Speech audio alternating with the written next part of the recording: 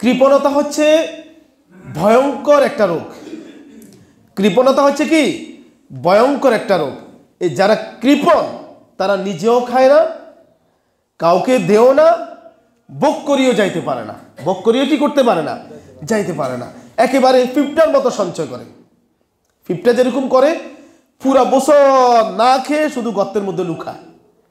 বৃষ্টি আসলে গর্তে পানি ঢুকে সব নষ্ট হয়ে যায়। গর্তে পানি ঢুকে কি হয়ে যায়, নষ্ট হয়ে যায়। তাহলে কৃপণ আল্লাহ সুবহানাহু ওয়া তাআলা পছন্দ করেন না। আপনি কি করবেন?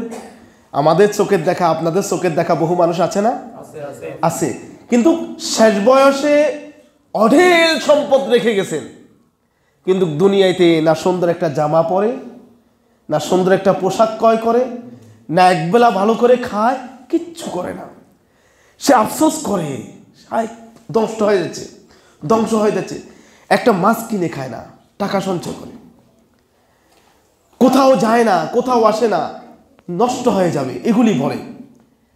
এই কৃপণতা করে যারা সঞ্চয় অর্জন করেছে, সম্পদ রক্ষা করেছে, এই সম্পদ সে ভোগ করতে পারে না। পারে? চোখের সামনে অনেককে দুনিয়া থেকে গত হইতে দেখেছি আমরা। এভাবে কৃপণতা করে, একটা শীতের জামা কিনে না, শীতে কষ্ট করে বসে থাকে, একটার পর জামা নাই, কষ্ট করে, ঠিক মতো নিজের ট্রিটমেন্ট নেয় না, চিকিৎসা করে না, নিজেকে কষ্ট দেয়, পেটকে কষ্ট দেয়, পরিবারকে কষ্ট দেয়। এই কৃপণদেরকে আল্লাহ সুবহানাহু ওয়া তাআলা পছন্দ করেন না। এটা থেকে হেফাজত থাকবেন। কিন্তু এর মানে এই নয় যে আপনার সম্পদ কাউকে দিয়ে দিবেন। নিজে খান, পাড়া যেখানে যেখানে আপনি ব্যয় করা দরকার ওখানে ওখানে কি করেন, ব্যয় করেন। মসজিদে আসি এমনি থাকে, শুক্রবারে এমনি মনে আছে কত টাকা দিয়ে দেয়, 1 টাকা শিখি একটা দেয়, ঠিক না? 1 টাকার একটা শিখি দেয়, মনে যেন অনেক টাকা দিয়ে দেয় না। খেয়াল করতেছে একবারে ছোট যেটা আছে ওটা না থাকলে পকেটে ঢুকে রাখবে।